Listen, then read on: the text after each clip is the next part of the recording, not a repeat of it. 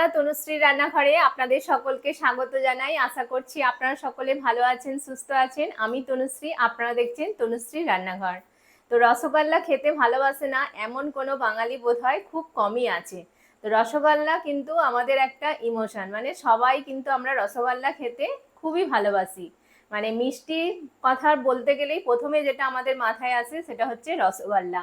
এর আগে আমি আপনাদের সাথে নলেন গুড়ের রসগোল্লা, এমনি প্লেন সাদা রসগোল্লা আপনাদের সাথে শেয়ার করেছিলাম। আপনারা অনেক অনেক ভালোবাসা দিয়েছেন আমাকে, তার জন্য অসংখ্য ধন্যবাদ।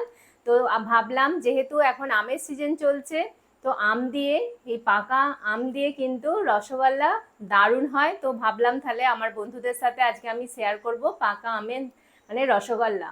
তো এটা খেতে কিন্তু ভীষণই ভালো হয়, আর ঝটপট কিন্তু এটা বানিয়ে নেওয়া যায়, বানানো কিন্তু একদমই সহজ। তাহলে চলুন ঝটপট শুরু করে দিই। আজকের রেসিপি হচ্ছে ম্যাঙ্গো রসগোল্লা। বন্ধুরা, ম্যাঙ্গো রসগোল্লা বানানোর জন্য প্রথমেই যেটা লাগবে সেটা হচ্ছে ছানা। তো ছানাটা কাটানোর জন্য দেখুন আমি এখানে একটা গ্যাসে কড়া বসিয়ে দিয়েছি। তো কড়াটায় প্রথমে একটু জল দিয়ে দেবো অল্প, যাতে দুধটা যখন আমি দেবো কড়ার মধ্যে না লেগে যায়। সামান্য একটু জল দিয়ে দিলাম। এবার আমি দুধটা দিয়ে দেবো। আমি এখানে দেখুন প্যাকেট দুধ নিয়েছি 1 কিলো, এরকম দুটো প্যাকেট নিয়েছি। আপনারা যে পরিমাণে বানাবেন দুধটা কম বা বেশি করে নিতে পারেন। আপনারা চাইলে বাজার থেকে ছানা কিনে নিয়েও কিন্তু করতে পারেন, তাতেও কোনো অসুবিধা নেই, তাতে আরও সুবিধা হবে। তো আমি এবার দুধটা দিয়ে দিচ্ছি কড়ার মধ্যে। আমি প্যাকেট দুধ নিয়েছি, আপনারা চাইলে গরুর দুধও নিতে পারেন। দেখুন আমি 2 প্যাকেট দুধই কিন্তু দিয়ে দিলাম। দিয়ে এবার ভালো করে কিন্তু দুধটাকে আগে ফুটিয়ে নিতে হবে। তো দুধটা ফুটুক, তারপর আমি ফিরে আসছি। দুধটা দেখুন বন্ধুরা টকবক করে কিন্তু একদম ফুটে গেছে। আমি কিন্তু 5 মিনিট মতো সময় নিয়ে ভালো করে কিন্তু দুধটাকে একদম ফুটিয়ে নিয়েছি। দেখুন দুধটা ফুটে কিন্তু খুব সুন্দর হয়ে গেছে। তো এবার দুধটা কাটানোর জন্য যেটা করতে হবে, দুধটা ততক্ষণ ফুটুক, আমি আগে ভিনিগারের জলটা রেডি করে নেব। তো তার জন্য একটা বাটি নেব। বন্ধুরা দেখুন আমি একটা বাটির মধ্যে 5 চামচ ভিনিগার নিয়ে নিয়েছি। এবার এই ভিনিগারটার মধ্যে একটু জল দিয়ে দেব। একটু জল দিয়ে দিলাম, দিয়ে ভালো করে ভিনিগারটা জলটা একটা মিশ্রণ তৈরি করে নিলাম। এবার এই জলটা অল্প অল্প করে দিতে হবে। তার আগে আমি গ্যাসটাকে অফ করে দেব। দিয়ে গ্যাসটা অফ করে কিন্তু ভিনিগার মেশানো জলটা দেবেন, এতে কিন্তু ছানাটা খুব সুন্দর এইভাবে কাটালে নরম হবে। তো এবার আমি অল্প অল্প করে এই জলটা দেব, আর হাতায় করে একটু মিশিয়ে দেব। এইভাবে এইভাবে দিয়ে দিলাম। এবার এটাকে দিয়ে কিছুক্ষণ আমি রেখে দেব। এইভাবেই রেখে দিলে কি হবে, এটা আস্তে আস্তে ছানাটা কেটে যাবে। তাহলে আমি 2 মিনিট পর ফিরে আসছি। দেখুন বন্ধুরা, মানে 2 মিনিটও রাখতে হয়নি, আমি জাস্ট 1 মিনিট রেখেছিলাম, তাতেই কিন্তু ছানাটা একদম খুব সুন্দরভাবে কেটে গেছে। দেখুন কতটা সুন্দর হয়েছে ছানাটা, একদম পুরো ভালোভাবে কিন্তু কেটে গেছে। এইভাবে গ্যাসটা বন্ধ করে মানে ভিনিগার মেশানো জলটা দিলে কিন্তু খুব সুন্দর ছানাটা কেটে যায়। এবার আমি ছানাটাকে একটা পাত্রের মধ্যে ঢেলে নেব, নিয়ে ভালো করে ধুয়ে নেব। তাহলে চলুন। ছানাটাকে ছাঁকার জন্য আমি এখানে একটা স্টিলের গামলা নিয়ে নিয়েছি, মানে যে কোনো পাত্র নিয়ে নিতে হবে। তার উপরে একটা ছাঁকনি দিয়েছি। এবার এর ওপরে আমি একটা সুতির কাপড় দিয়ে দিচ্ছি, যে কোনো একটা সুতির কাপড় দিয়ে দেবেন। দিয়ে এবার আমি ছানাটাকে এই কাপড়টার মধ্যে ছাঁকনিটার ওপর ঢালবো। দেখুন এইভাবে ঢেলে দিচ্ছি আমি, যাতে এই ছানা কাটানোর এক্সেস জলটা এতে বেরিয়ে যায়। এবার ছানাটাকে ধুয়ে নিতে হবে। যেহেতু ভিনিগার দিয়ে কাটিয়েছি, ছানাটার মধ্যে টক ভাব রয়েছে, সেই টক ভাবটাকে দূর করার জন্য ছানাটাকে কিন্তু অবশ্যই নর্মাল জল দিয়ে কিন্তু ধুয়ে নিতে হবে, যাতে ছানার মধ্যে থেকে টক ভাবটা চলে যায়। মানে নাহলে মিষ্টিগুলো কিন্তু বানানোর পর কিন্তু টক লাগবে, যেন অবশ্যই এটা খেয়াল রাখবেন। একটু ভালো করে ছানাটাকে 3-4 বার জল পাল্টে পাল্টে এইভাবে ধুয়ে নিতে হবে। দেখুন আমি জল দিয়ে দিয়ে ধুয়ে নিচ্ছি। ছানাটা এবার আমার ভালোভাবে ধোয়া হয়ে গেছে। এবার যেটা করব, এই কাপড়টাকে চারিদিক থেকে এক জায়গায় জড়ো করে নেব। এইভাবে দেখুন আমি গোল করে কিন্তু জড়ো করে নিচ্ছি।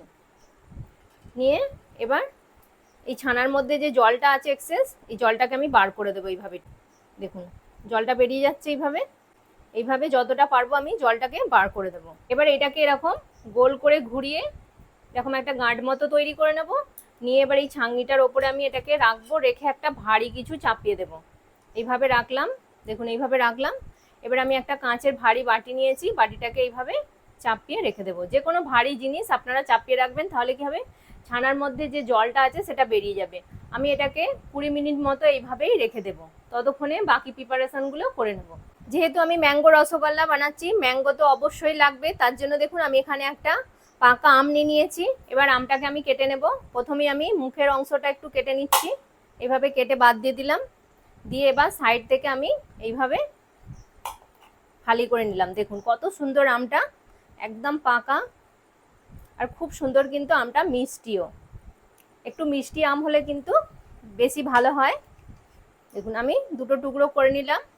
এবার আমগুলোকে আমি এরকম পিস পিস টুকরো করে কেটে নেব। আমগুলো আমি পিস পিস করে টুকরো করে নিয়েছি। এবার একটা মিক্সির জার নেব, মিক্সির জারের মধ্যে এটাকে আমি নিয়ে নেব। এবার আমি আমের পিসগুলো এই মিক্সির জারের মধ্যে দিয়ে দিচ্ছি। আপনারা চাইলে সরাসরি পিসটা কেটে চামচে করেও এইভাবে দিয়ে দিতে পারেন। বাকি এই আমটাও আমি একইভাবে দিয়ে দেব। আপনারা চাইলে এরকম চামচ দিয়েও কিন্তু তুলে দিয়ে দিতে পারেন। দেখুন এইভাবে দুভাবেই আপনারা করতে পারেন। সব আমটা কিন্তু আমার দেয়া হয়ে গেছে। এবার আমি জারের মুখটা লাগিয়ে দিচ্ছি, ঢাকাটা লাগিয়ে এবার ভালোভাবে কিন্তু এটাকে পেস্ট বানিয়ে নিয়ে চলে আসছি। বন্ধুরা আমি আমের পিউরিটা কিন্তু বানিয়ে নিয়েছি, আর ঠিক দেখুন কতটা সুন্দর হয়েছে। ঠিক এরকম স্মুথ কিন্তু একদম পেস্টটা বানাতে হবে। আর বানানোর পর কিন্তু একবার অবশ্যই ছেঁকে নেবেন। আমি কিন্তু ছেঁকে নিয়েছি, দেখুন এর মধ্যে কিন্তু কোনো মানে দানা জাতীয় কিছু লাম্পস কিন্তু নেই। তো এবার আমি আমের পেস্টটা সরিয়ে রাখছি, রেখে এবার আমি ছানাটা নেব। যেহেতু 20-25 মিনিট হয়ে গেছে, তো এবার আমি ছানাটা খুলে আপনাদেরকে দেখাচ্ছি। একটা আমি থালা নিয়ে নিয়েছি, এবার এই থালার মধ্যে আমি ছানাটা নিয়ে নেব। দেখুন ছানাটা কিন্তু একদম পুরোপুরি জল ঝরে খুব সুন্দর হয়ে গেছে। এই দেখুন এবার ছানাটাকে থালার মধ্যে নিয়ে নিচ্ছি। ছানাটাকে আমি মেখে নেব। তো প্রথমে আমি হাত দিয়ে ছানাটাকে ভেঙে নিচ্ছি। দেখুন ছানাটা কিন্তু একদম পুরো শুকনো ঝরঝরে হয়ে গেছে। খুব কিন্তু আবার একদম পুরো শুকনো করে ফেললে হবে না, যেন একটু একটু অল্প ময়েশ্চার এর মধ্যে থাকে। তো দেখুন এবার ছানাটাকে আমি ভালো করে এবার মেখে নেব হাত দিয়ে। হাতের দেখুন এই জায়গাটা দিয়ে এবার আমি এটাকে মাখবো। ঠিক এইভাবে হাত দিয়ে, হাতের এই তালুটা দিয়ে এইভাবে ঘষে ঘষে কিন্তু ছানাটাকে ভালো করে মাখতে হবে। খুব ভালো করে কিন্তু ছানাটাকে মাখতে হবে। যত ভালো ছানাটা মাখা হবে তবেই কিন্তু রসগোল্লাটা খুব সুন্দর নরম সফট একদম স্পঞ্জি হবে। নালে কিন্তু ছানাটা ভালোভাবে মাখা না হলে কিন্তু রসগোল্লাগুলো শক্ত হয়ে যাবে। ঠিক এইভাবে আমি ছানাটাকে দেখুন মাখছি, আশা করছি বুঝতে পারছেন। ঠিক এই জায়গাটা দিয়ে ছানাটাকে এইভাবে প্রেস করে করে মাখতে হবে। অল্প অল্প করে ছানাটা নেব একদিক থেকে, আর এইভাবে মাখবো। আবার ছানাটাকে পুরো গুটিয়ে নিয়ে এক জায়গায় আবার ঠিক একই প্রসেসে এইভাবে মাখতে থাকবো। মানে প্রায় 7-8 মিনিট ধরে কিন্তু ছানাটাকে এইভাবে মাখতে হবে। ছানাটাকে কিন্তু আমি খুব ভালো করে মেখে নিয়েছি। এবার এতে আমের ফ্লেভার দেবার জন্য আমি যে আমের পিউরিটা বানিয়ে রেখেছিলাম সেখান থেকে আমি প্রথমে আগে 1 চামচ দেব, দিয়ে আগে মাখবো। 1 চামচ দিয়ে কিন্তু প্রথমে মাখবেন। প্রথমেই বেশি করে দিতে যাবেন না, যদি পাতলা হয়ে যায় তাহলে কিন্তু রসগোল্লাগুলো বানানোর জন্য অসুবিধা হবে। তো আমি প্রথমে 1 চামচ দিয়ে মাখবো, তারপরে দেখব যদি ঠিকঠাক হয় তাহলে আমি আরেকটু দেব। পাতলা হয়ে গেলে কিন্তু তখন আর রসগোল্লাগুলো বানানো যাবে না। আমি 1 চামচ দিয়েছি, আমি আর একটুখানি দেব। দেখুন আমি এখানে 1.5 চামচ মতো দিলাম। দিয়ে ভালো করে এবার আমের পিউরিটা ছানার সাথে আমি একদম মেখে নিচ্ছি। এইভাবে ভালো করে মেখে নেব। এখন ছানাটা কিন্তু আমার মেখে রেডি করা হয়ে গেছে। এবার এখান থেকে আমি ছোট ছোট করে বল করে এরকম নিয়ে নেব। আগে আমি সব কটা সমান মাপে নিয়ে নেব। আচ্ছা আগে আপনাদেরকে এবার একটা আমি দেখিয়ে দিই। দেখুন এখানে আমি এরকম ছোট্ট একটু টুকরো নিলাম, নিয়ে এবার হাতের তালুতে দিয়ে ঠিক এইভাবে ঘুরিয়ে নেব। দেখুন ঘুরিয়ে গোল করে নিলেই কিন্তু একদম রসগোল্লা আমার রেডি হয়ে যাবে। দেখুন একটা কিন্তু আমার তৈরি করা হয়ে গেছে। খুবই সহজ, ছোট্ট একটু টুকরো নিয়ে হাতের তালুর মধ্যে দিয়ে গোল গোল করে ঘুরিয়ে নিলেই কিন্তু রসগোল্লাটা একদম রেডি হয়ে যাবে। তো আমি এইভাবে সব রসগোল্লাগুলো তৈরি করে নিচ্ছি। এখন সব রসগোল্লাগুলো কিন্তু আমি তৈরি করে নিয়েছি, আর কতটা সুন্দর লাগছে দেখুন। রসগোল্লাগুলো কিন্তু একটুও দেখুন ধারগুলো কিন্তু ফাটেনি। এইভাবে কিন্তু খুব ভালো করে পাকাতে হবে যেন একটুও রসগোল্লার মধ্যে ক্র্যাক না থাকে, তাহলে কিন্তু রসগোল্লাগুলো সেদ্ধ করার সময় কিন্তু ফেটে যাবে। তাহলে চলুন এবার রসগোল্লাগুলো বানাবো। এবার একটা চিনির রস তৈরি করতে হবে, তার জন্য গ্যাসে একটা কড়া বসিয়ে দিয়েছি। আর সবসময় রসগোল্লাগুলো সেদ্ধ করার সময় একটু বড় পাত্র নিতে হবে, মানে একটু চওড়া মতো, তাহলে রসগোল্লাগুলো ভালোভাবে মানে ফুলতে পারবে।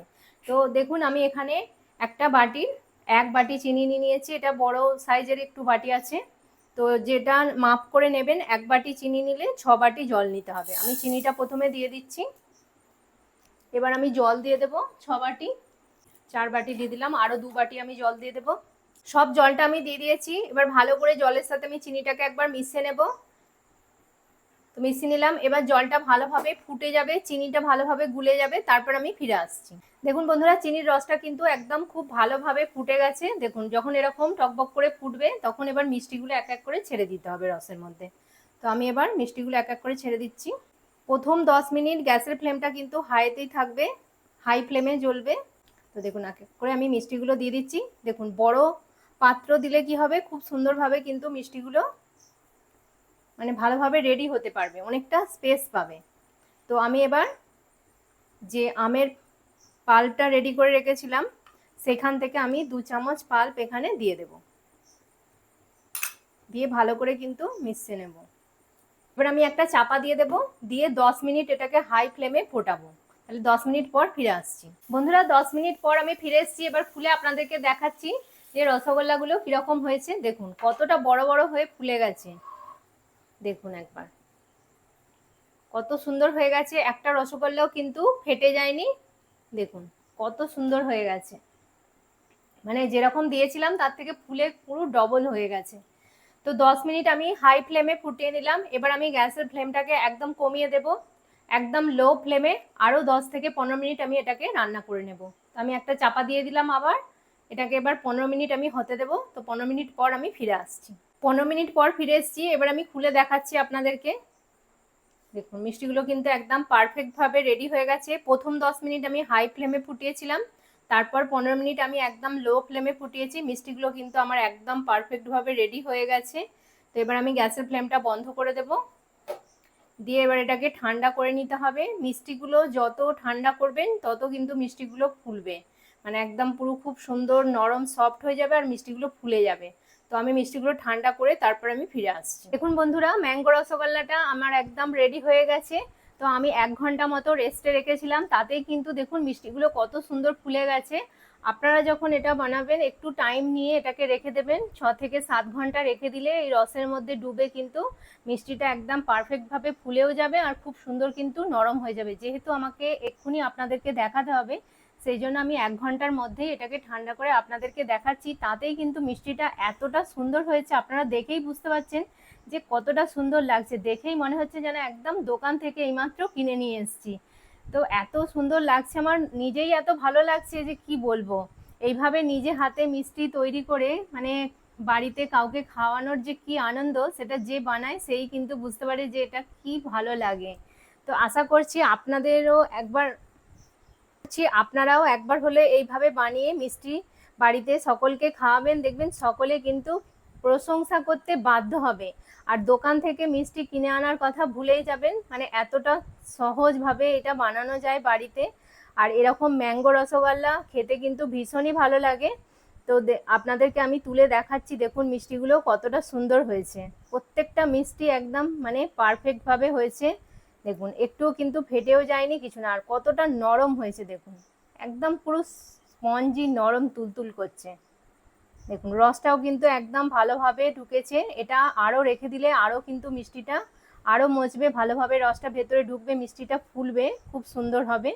তো দেখুন এখনই কত সুন্দর লাগছে মিষ্টিটা। বন্ধুরা আশা করব আজকের রেসিপিটি আপনাদের ভালো লাগলো, আর যদি ভালো লেগে থাকে অবশ্যই লাইক শেয়ার কমেন্ট করতে কিন্তু ভুলবেন না। আর তনুশ্রী রান্নাঘর চ্যানেলটিকে অবশ্যই সাবস্ক্রাইব করে আমার পাশে থাকবেন।